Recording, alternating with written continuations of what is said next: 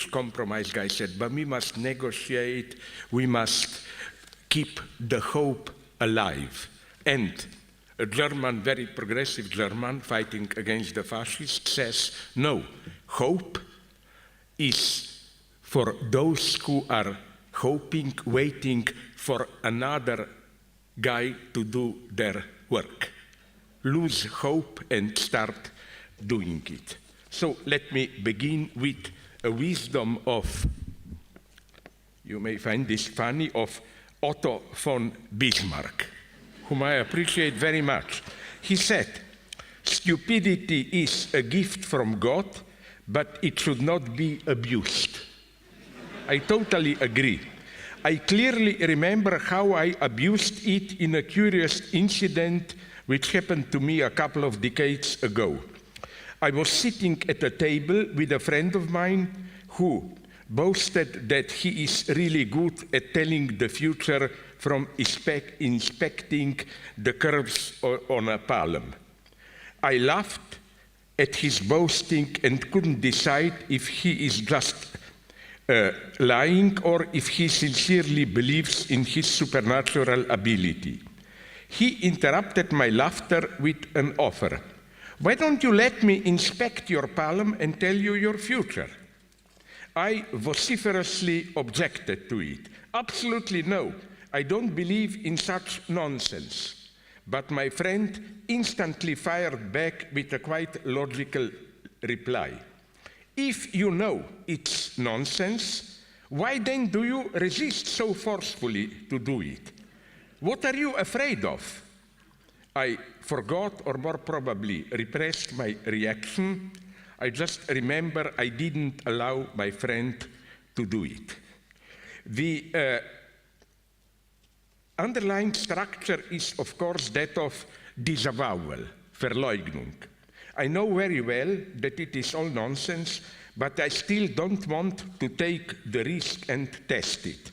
However, it is here used, the structure of disavowal, with a slightly different spin. Something like, I believe it, but I don't want it empirically tested and proven or disproven.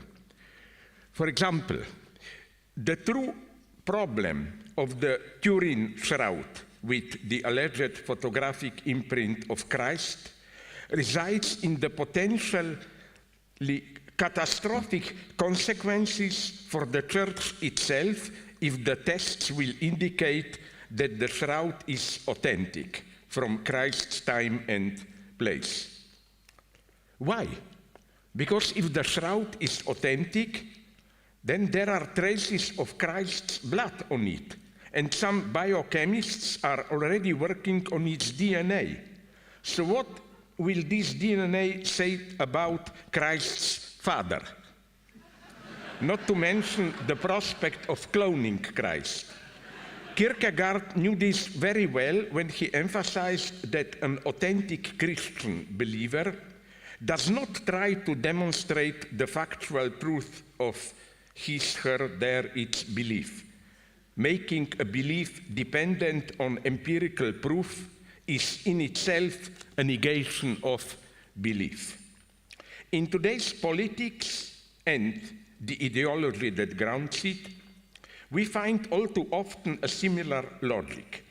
When Israel, as they say, the only democracy in the Middle East, justifies its measures in religious fundamentalist terms, God gave us full right over the entire great Israel, we are dealing here neither with an actual belief nor with a mere cynical manipulation. Their belief say that Palestinians are direct successors of the biblical Amaleks is quite literally beyond factual truth. Not even to mention Trump, as well as his spiritual colleague Putin, who are regularly doing the same. As Bismarck would have put it, they all serially abuse their stupidity, especially when they think they are acting in a cunning way. So what would a proper use of stupidity be? to remain faithful to one's just cause, even when a pragmatic realist view tells you that your situation is hopeless. I think Palestinians in Gaza are stupid to insist, to persist, to stay there. In this basic sense, there is something stupid in every serious decision. You ignore the complexity of a situation and reduce it to a simple choice, yes or no. So let me follow the stupidities of what goes on in the Middle East more in detail. I will focus on the immanent antagonisms of the Israeli ideology and practice, although I am well aware that this can also be read in a racist way, as if Palestinians are just objects and the key process is taking place in the inner struggle of the Jews. So let me begin by, it came to me spontaneously, a reaction to so-called Liebestod on piano that we just heard from Wagner's Tristan and Isolde. I am a Wagnerian fanatic. Yes, Wagner was an incredibly dirty, racist person, but you know that the first mystery, and he was aware of it, almost all his heroes, he says this, are figures of a wandering Jew. Vliegen de Hollander is a wandering Jew, Amfortas is a wandering Jew, a person with a strange wound which prevents him to die. So all their desire is to die in peace. And the point I want to make here, and this is now the proper part of my talk I am approaching, is that, again, in the honor of Daniel Barenboim, I want to mention a staging of Tristan in Bayreuth, 1982, repeated 83, directed, staged by Jean-Pierre Ponel. It's one of my shocking experiences. You know what they did? I hope you know the story. In Act 3, Isolde doesn't really come. Tristan is dying, desperate, but he is not able to confront the void, to die alone. So he imagines, as a vision, we see her appearing behind him, Isolde, singing her Liebestod, all brightly with underlight, vividly presented. And then, when her singing ends, the stage is for 2-3 seconds in darkness. When lights come again, we see a totally different picture. Everything is darkness. Tristan is there alone, dead. No Isolde. She stayed happily with her husband. It was just an adventure for her. Why am I mentioning this? Because I think maybe something similar, I see a danger, will happen, is happening with the Palestinians in Gaza and on the West Bank. They may be caught in the hopeful dream of there are Western liberals, whoever, who sympathize with them, but at the end, they will remain alone. Let's not allow this. Now, a little bit of theory. What Ponel did is he took a well-known story and turned it around. The music is the same, just the denouement at the end totally changes its meaning. It's not really a Liebestod, it's a desperate vision that allows the hero to die in peace. And this is what I like also in detective novels. or movies when they end with multiple denouements. You know, first everything is explained, you see who is a murderer and so on. Then we learn that the true murderer is another person who just planted some false evidence to cover his trace and put the blame on another suspect and so on. I think that in today's politics, we find numerous cases of a similar reversal. Let me again take now the case of Israel in the ongoing Middle East war. The first story was that out of nowhere, Hamas attacked an Israeli kibbutz near the Israeli border and a big raving event nearby, killing hundreds and taking hostages, and so on. We know the story. Now we know that although the Hamas incursion is responsible for serious crimes, the story is much more complex. There are multiple indications that Israel not only knew about the attack in advance, as we know, it was informed by the Egyptian and American secret services, as well as by its own spying apparatus. What went on in Gaza was covered by all possible satellite and digital surveillance, plus thousands of spies among the Israeli spies, among the Palestinians. On the top of it, IDF moved a division protecting the area to the West Bank just 2 weeks before October 7th, so Israel clearly wanted to use the attack as an excuse for a wider war. Before you accuse me here of paranoia, let me quote a guy to whom I'm opposed, but 99%, not 100%, Charlie Kirk, you know, the guy. You know what he said?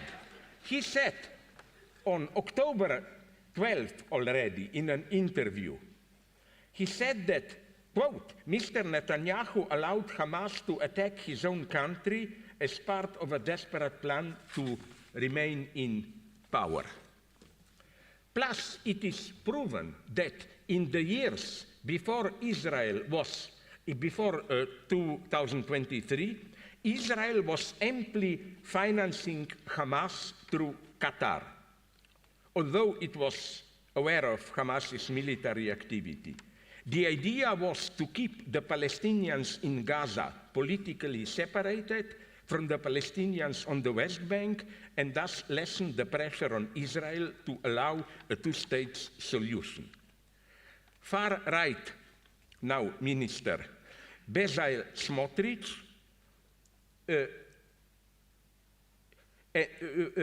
said so himself back in 2015. And according to various reports, Netanyahu made a similar point at a Likud faction meeting in early 2019, when he was quoted as saying that those who oppose a Palestinian state should support the transfer of funds to Gaza, because maintaining the separation between the Palestinian Authority and the West Bank, in the West Bank and Hamas in Gaza would prevent the establishment of a Palestinian state. Another clear point to me. After the bombardment of Gaza began, many critics of Israel missed the point when they claimed Israel is failing to achieve its goal to destroy Hamas. They are just killing Palestinians and ruining Gaza. Now we hear the same rumor when Israel is making the final military offensive against Gaza. But Hamas will find a way to escape. I don't know how, at least the leading Hamas members. It's only the Gazans that will be killed. My interpretation here is very simple. But that's what Israel wants. Objectively, Hamas works for Israel in this sense. It's used as an excuse for Israel, and I know what will come after. After Gaza, they will say what they already said. Now, Hamas is moving onto the West Bank to do the same, and so on and so on. The wave of recent announcements of some big Western European countries that they will soon recognize the Palestinian state is marked by a similar ambivalence, I think. It appears as a step in the right direction, clearly limiting Israel's ambitions. However, at the same time, there is a negation included in it.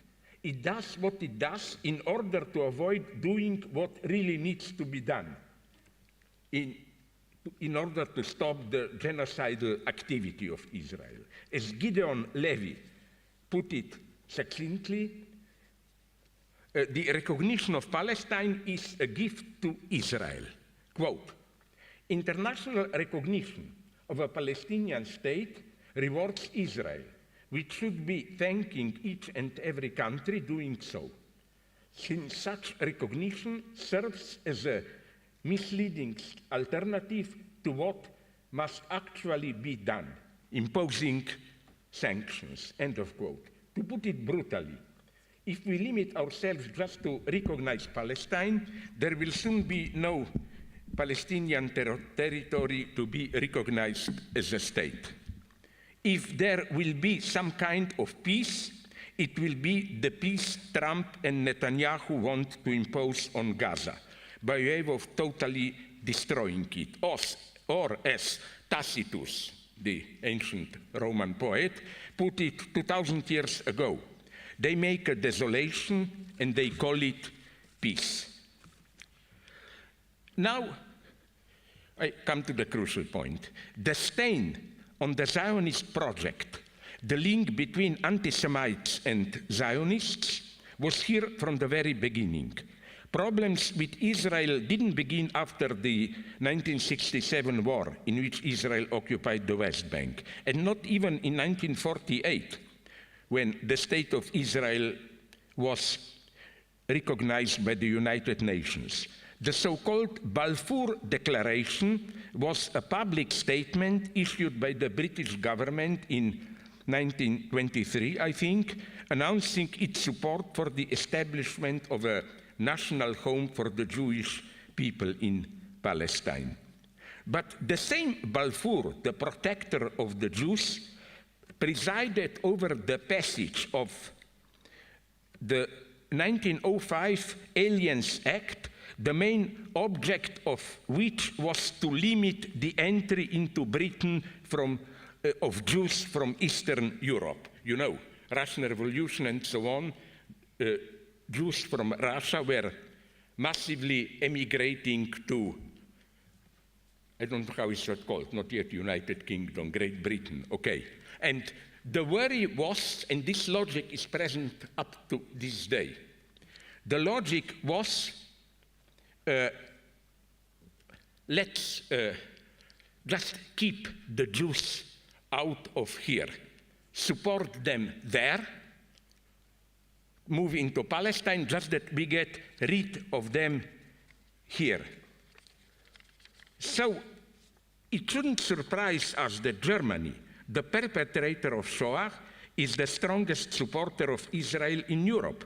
Paradoxically, the anti-Semitism of the supporters of Israel was supplemented by the fascist tendencies in Zionism itself.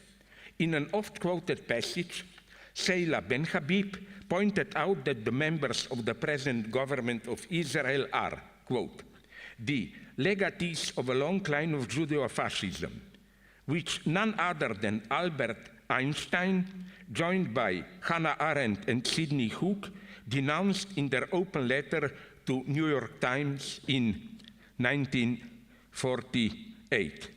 They write, among the most disturbing political phenomena of our time is the emergence in the newly created State of Israel of the Freedom Party, a political party closely akin in its organization, methods, political philosophy, and social appeal to the Nazi and fascist parties. Today, the legatees of the party and movement, Likud, was established by Menachem Begin, are empowering Israel, and they have brought upon Israel the worst disaster since Holocaust, end of quote. And the story goes on. Remember Anders Breivik, the Norwegian anti-immigrant mass murderer. He was anti-Semitic but pro-Israel, since he saw in the state of Israel the first line of defense against the Muslim expansion. He even wanted to see the Jerusalem temple rebuilt. Theodor Herzl himself used a similar metaphor in his Der Judenstaat from 1896, the founding text of Zionism. Quote, "For Europe, we will build there in Palestine a part of the wall against Asia. We will provide ramparts against barbarism." End of quote. Should we be really surprised to find the traces of this stance? Where, in shock, Reinhard Heinrich himself, the mastermind of Shoah, who wrote in 1935, quote, Heydrich speaking, "We must separate the Jews into two categories, the Zionists and the partisans of assimilation. The Zionists profess a strictly racial concept, and through emigration to Palestine, they help to build their own Jewish state. Our good wishes and our official goodwill go with them." End of quote. Zionist-antisemitism at its purest and clearest. Is this just a thing of the past and of European anti-Semites? It's more complex. Please prepare first clip, which really horrified me. You will see a report from Israeli TV of what some rabbis teaching at the state-financed Eli Academy, an elite school where many officers are educated, what they are saying. The first clip, please. בגלל ביטול העבודות החוקית, אז נוצרו מגרעות עכשיו, כי אין אחריות על הנכס הזה. בעזרת השם זה יחזור. הם ירצו הגויים להיות עבדים שלנו. זהו הרב אליעזר קשתיאל, ראש ישיבת בני דוד בעלי. הכי טוב להיות עבד של יהודים. הם שמחים להיות עבדים, רוצים להיות עבדים. הישיבה הזו מיועדת לבוגרי המכינה הקדם צבאית, המוכרת והיוקרתית בציונות הדתית. רבים מהם מגיעים אליה לאחר שהם מסיימים שירות צבאי.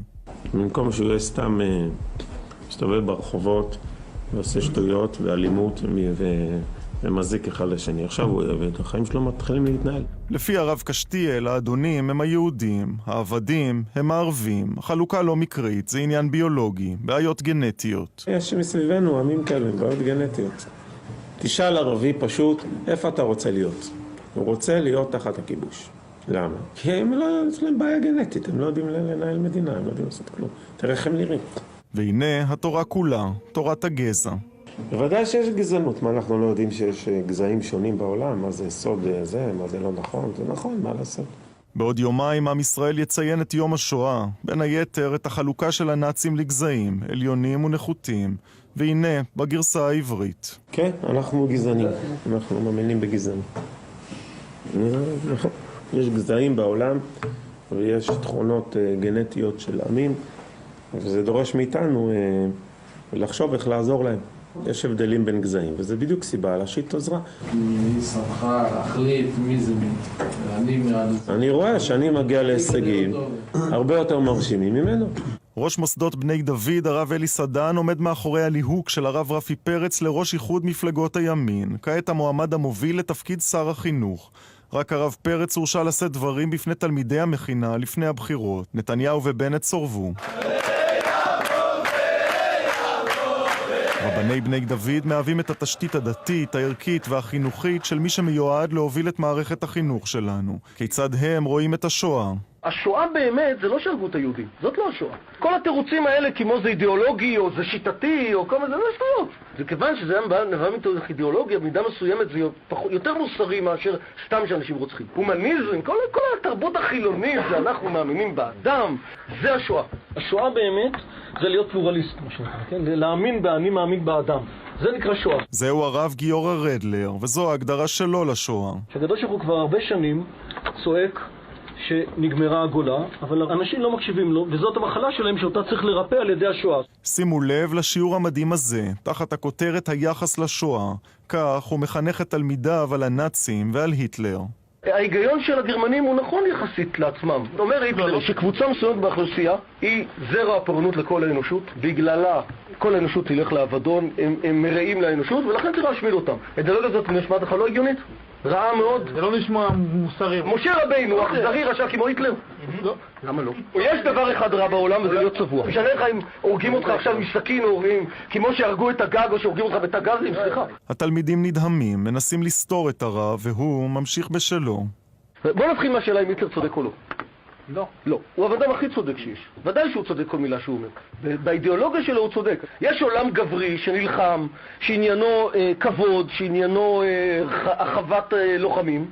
ויש את העולם הנשי, הרכרוכי, המוסרי, לתת הלחי השנייה. ואנחנו חושבים שהיהודים הם אלה שנושאים את המורשת הזאת, מנסים במילים שלנו לקלקל את כל האנושות, ולכן הם האויב האמיתי.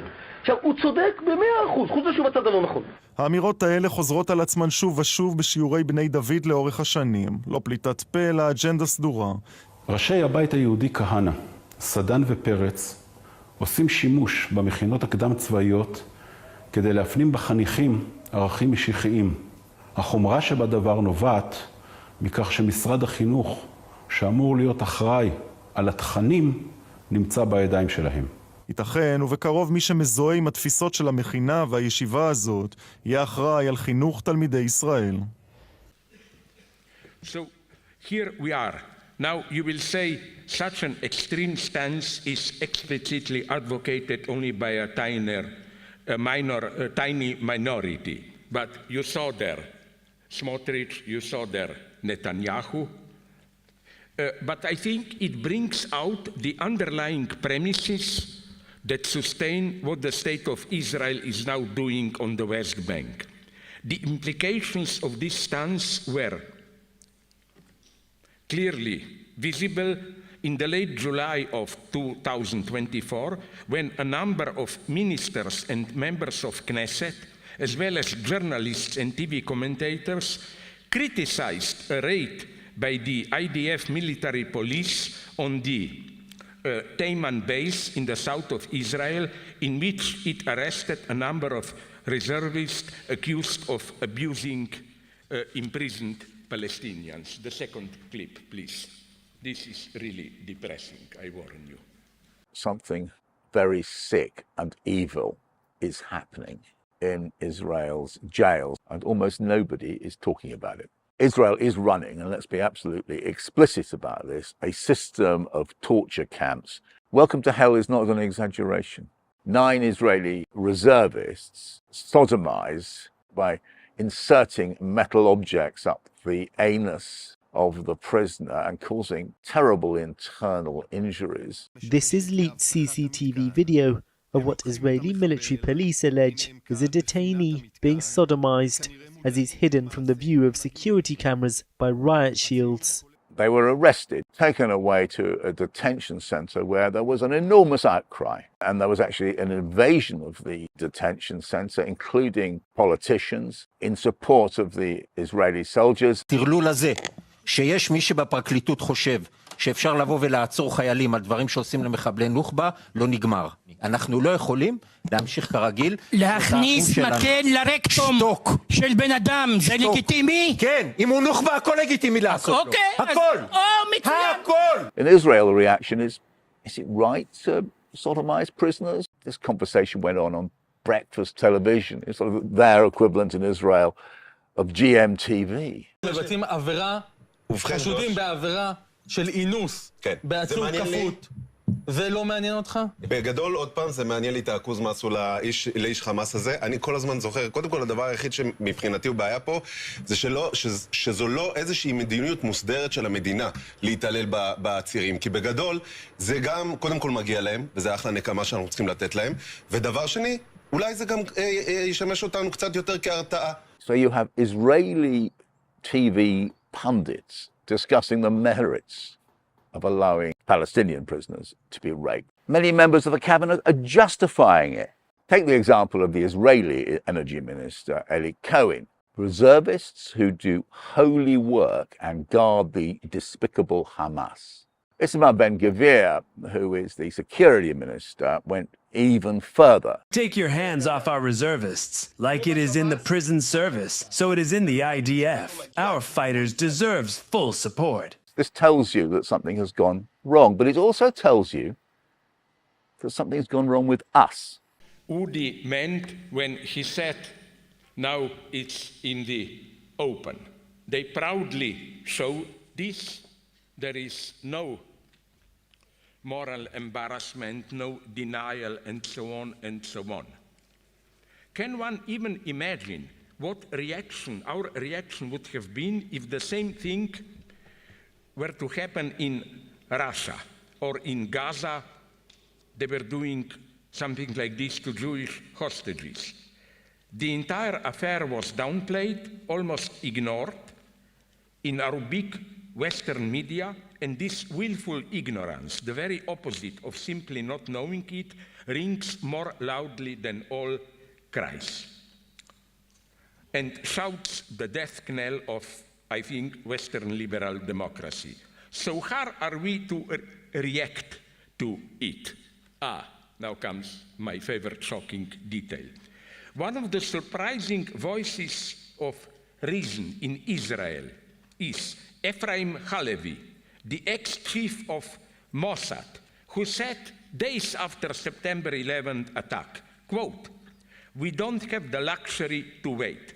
We have to have a viable policy which would deal with the presence in this area of the Jews and the Palestinians. We are doomed to live together. I don't want to say we are doomed to die together.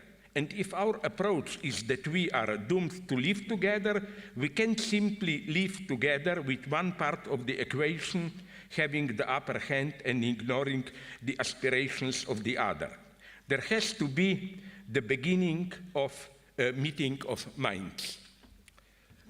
Then, Udi Aloni, a former leader of Shin Bet, made this point even more succinctly. Quote, "We Israelis will have security only when they, Palestinians, will have hope.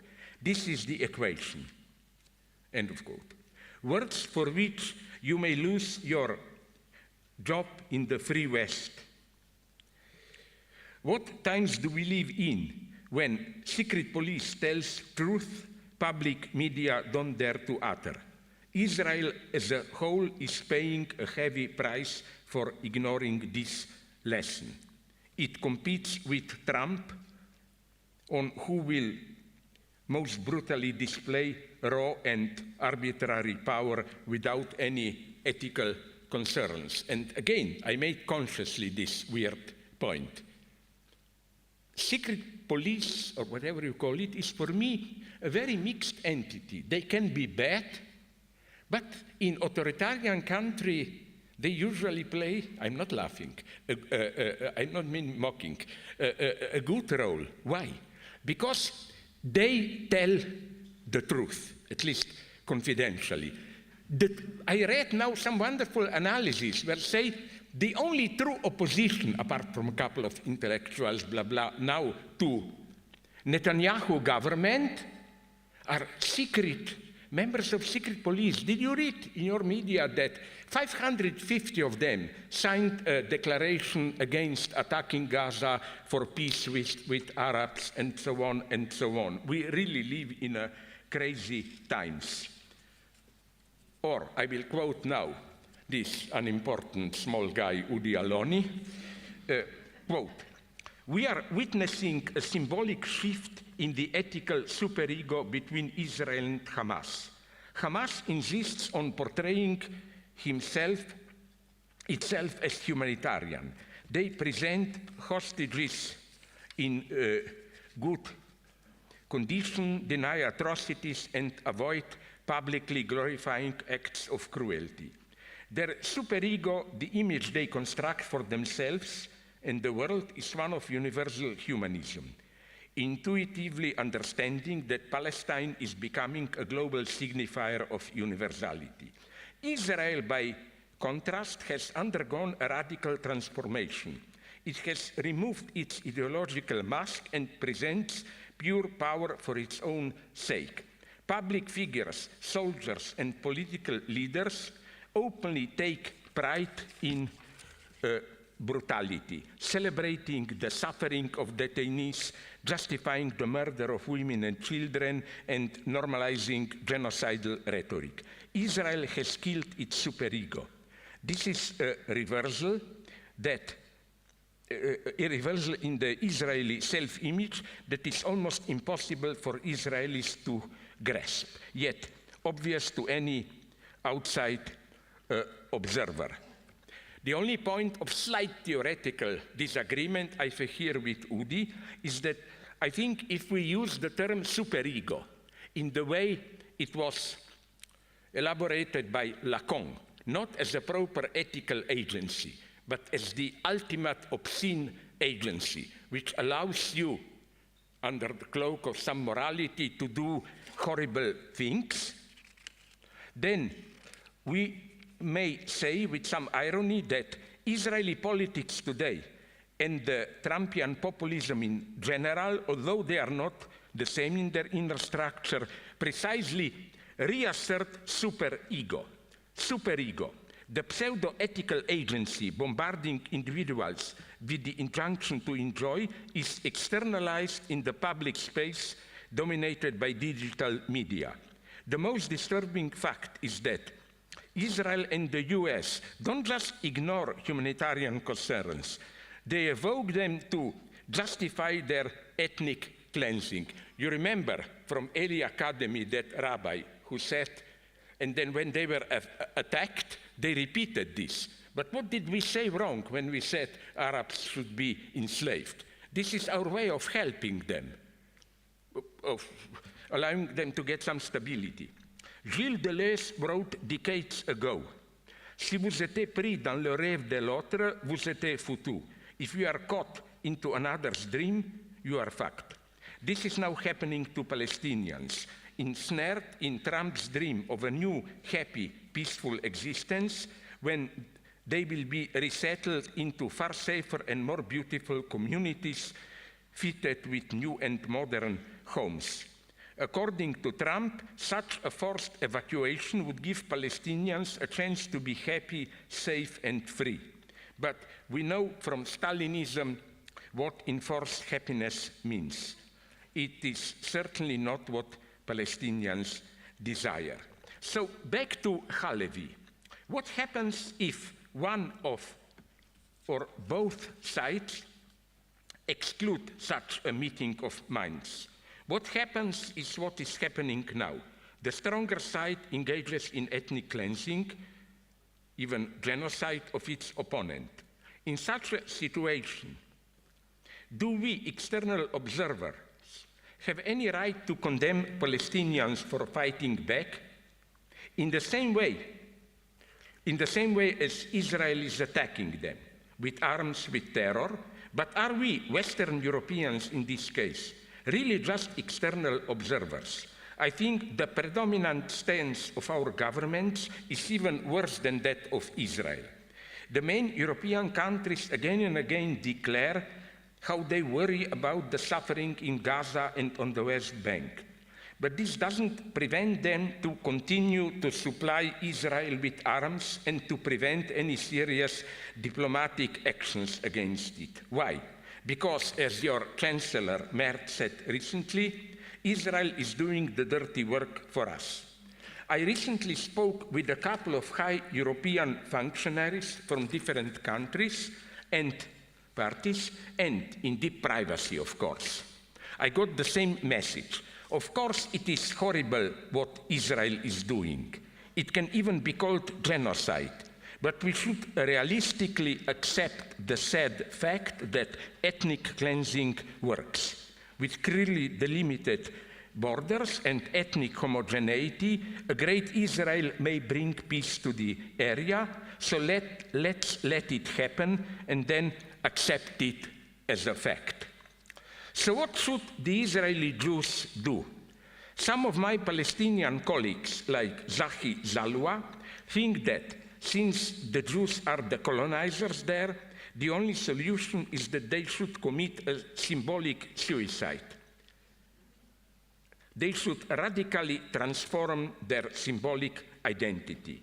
The problem I see with this idea is that by what they are doing now, caught in the genocidal mania, they already are becoming worse fundamentalists than the Muslim Arabs.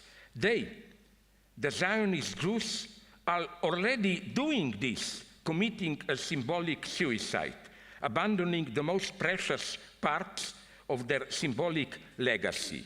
Or, as Yuval Noah Harari, with whom I definitely don't always agree, put it. It's a nice quote. Judaism has survived. It has become the world champion in surviving catastrophes. But it has never faced a catastrophe like we are dealing with right now, which is a spiritual catastrophe for Judaism itself. The worst-case scenario that we are facing right now, we can still prevent it, is the potential of an ethnic cleansing campaign in Gaza and the West Bank, resulting in the expulsion of 2 million, maybe more, Palestinians.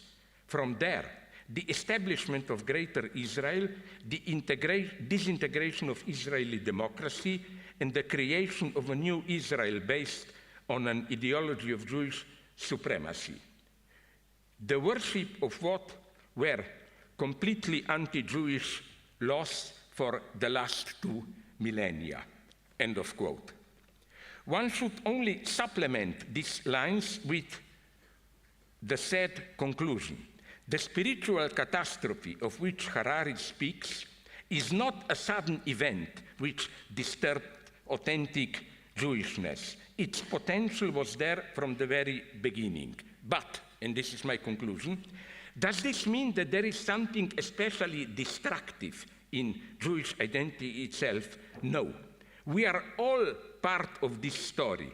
Racism was potentially inscribed into the Enlightenment project. Jews were for thousands of years victims of anti-Semitism. Arabs that surround Israel focus on it in order to avoid openly confronting their own antagonisms. In all justified criticism of what Israel is doing now, it is absolutely essential to include ourselves into the story. Racism begins the moment we pretend to adopt the role of an innocent observer. Thank you very much.